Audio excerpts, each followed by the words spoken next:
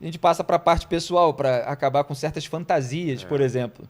Né? Então as pessoas falam assim, não, o Felipe foi aluno do Olavo e tal, não sei o quê. E aí elas imaginam o Olavo num quadro negro, eu numa sala de aula durante anos e tal. Professor. Muitas conversas entre nós pelo telefone e convivendo diariamente, articulando, de repente, uma chapa bolsonarista. Nunca aconteceu, né?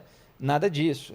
Eu devo ter falado uma ou duas vezes, sei lá, no telefone, por uma questão de livro e tal. Teve uma vez que ele me ligou por uma ideia que ele teve pouco depois do livro, de um outro livro e tal, mas na época eu estava muito ocupado, isso acabou não indo em diante, mas foi mais por e-mail e mais até com a esposa dele, porque ela faz assim um trabalho como se fosse de agente, de empresário ali, de assessor, então eram mais questões burocráticas. E eu nunca estive pessoalmente com o Olavo na vida, né?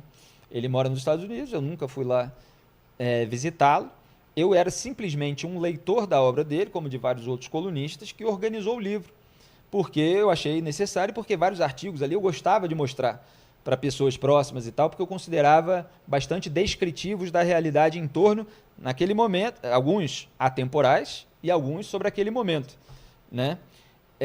Então, eu organizei o livro, mandei projeto para ele, por e-mail, né, passando por uma outra pessoa, e ele me respondeu interessadíssimo, ele estava sendo publicado por uma editora menor do que o Grupo Editorial Record, né, que era o maior grupo do Brasil no momento, e eu já tinha apresentado o projeto para o Carlos Andreasa, então diretor executivo da Record, e ele topou, eu já tinha o título, né, que eu dei, o mínimo que você precisa saber para não ser um idiota.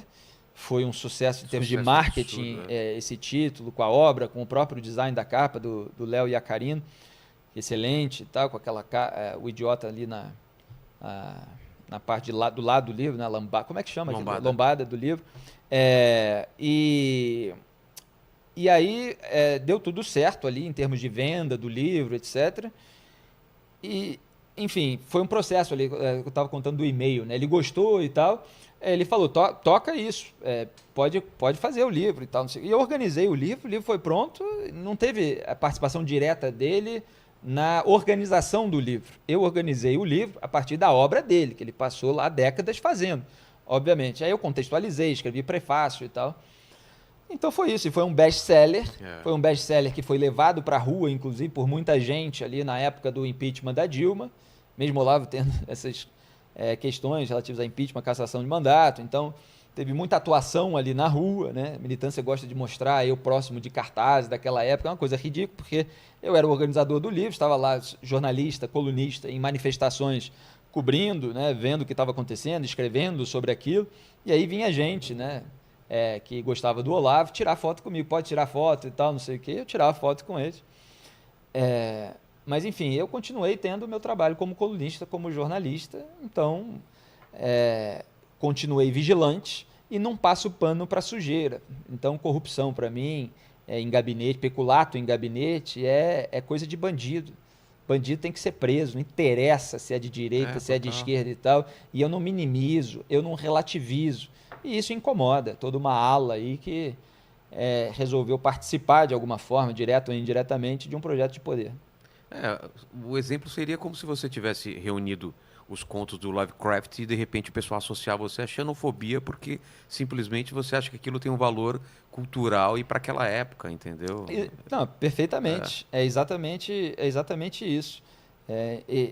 Mas aí a gente volta a uma questão que transitou aqui em todos os assuntos que a gente abordou. Uma dificuldade de uma boa parcela da população de perceber vários elementos dentro de uma mesma pessoa, dentro de um mesmo grupo, dentro de uma mesma corrente ideológica. De um contexto. A pessoa só tem uma mente binária, muitas vezes, e ela precisa destrinchar melhor certos aspectos e certos elementos. Então, tem muita gente que tem dificuldade de compreender que uma pessoa, por exemplo, possa escrever uma obra ótima, boa, em determinado período e tal, sobre questões gerais, inclusive, uma obra que parte dela é perene e possa ter descrito determinada época e tal, e depois possa ter se transformado ter passado a ter um outro tipo de atuação que não é o do intelectual que descreve determinada época, determinado tipo de governo, de acontecimento, das suas estruturas, os elementos que estão em jogo e tal. É pessoa que passa a ter um comportamento mais militante. Claro, claro. E essas coisas acontecem ao longo da história, né? Pessoas que têm uma obra legal em determinado período, que fizeram uma coisa legal, depois que fizeram coisas erradas, coisas sujas, mas a obra continua valendo em determinado sentido, e aí você precisa fazer aí todo o equilíbrio. Então, essas coisas assim, para mim, para quem lê muito, para quem estuda e tal, elas são absolutamente normais. Só que como o debate político envolve eleição, envolve tomada de poder e tal, você sempre tem grupos que tentam associar as pessoas de uma maneira assim indelével, né? Se pegar, pegou, né? E se pegar, pegou, ou dizer que a pessoa ou é traíra, né? Que é a palavra que eles usam muito, também. é traíra e tal, não sei o quê. Mas de tudo que... É traíra de quê, né? Porque assim, eu continuo defendendo as mesmas coisas, eu vejo toda a roubalheira que aconteceu durante os governos do PT, eu continuo admirando certas explicações de vários intelectuais que viveram naquela época, e não necessariamente eu concordo com todos hoje, e nem por isso